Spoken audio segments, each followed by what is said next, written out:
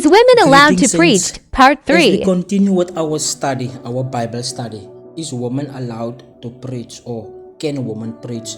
I want to come to 1 Corinthians chapter 14 from 34 to 35, but in a few minutes.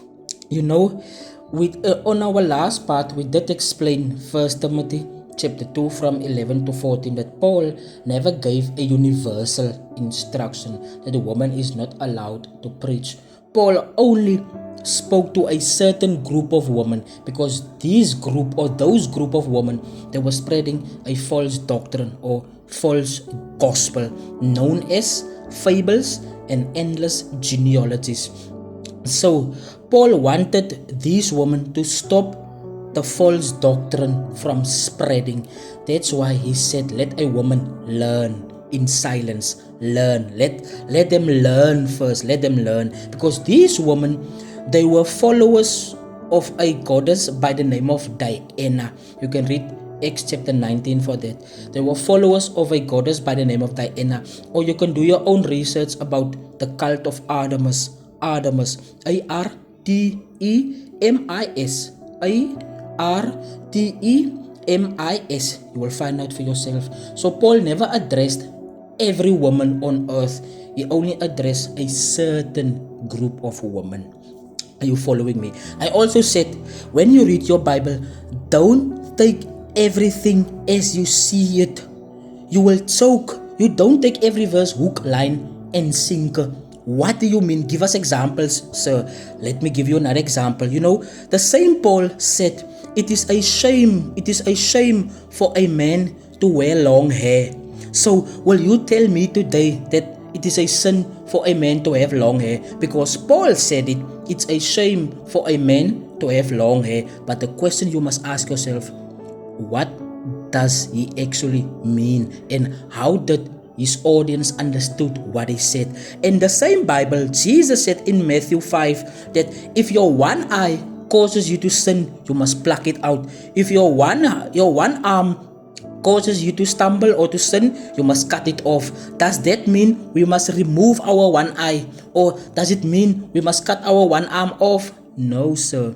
Ask yourself questions before reading. When you read your Bible, ask yourself questions when you read your Bible. Don't just take everything just as you see it. You will choke, my brother.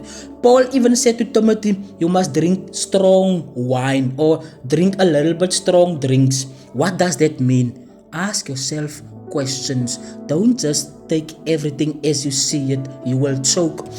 So another thing I want you to learn, when you read your Bible, read it in paragraphs. What do you mean, sir? Because the Bible is a contextual material. What do you mean, sir? You know, before the Bible was gathered together, before it was placed inside of a book, it was first letters. There were no chapters, there were no verses. The chapters and the verses was added by translators.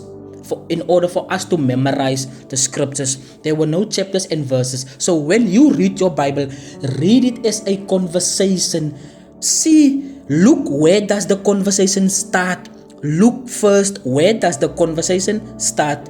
Don't just jump to verse 32. No, reverse back to verse 1 or to the chapter before. First find out where does the conversation start. Now that's the same in 1 Corinthians chapter 14 from 34 to 35. What does Paul actually mean when he said it's a shameful for a woman to speak in church? Paul wanted the woman to be silent, to be quiet. But why? What was the issue? You see, we cannot jump to verse 34. We need to trace back to verse 26 because the conversation actually started in verse 26, the same chapter, but verse 26. We cannot jump to verse 34 and 35 without going back to verse 26. Are you following me? So let me summarize this. You know, Paul was addressing disorderliness in the church of Corinth.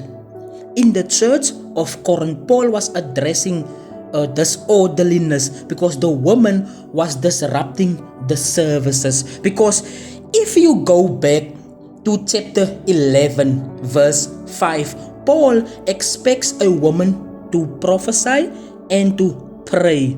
Paul in 1 Corinthians chapter 11, verse 5, he expects a woman to prophesy and to pray. But in chapter 14, verse 34 and 35, suddenly he contradicts himself. Now he wants a woman to be quiet.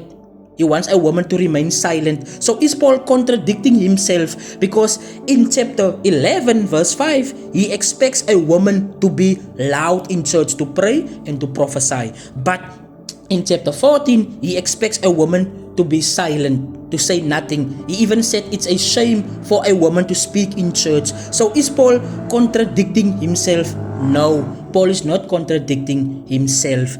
Because in chapter 14, the woman was disrupting the church services. That's why Paul wanted these women to remain quiet, to remain silent in church, because they were disrupting the services. How do you know that, sir?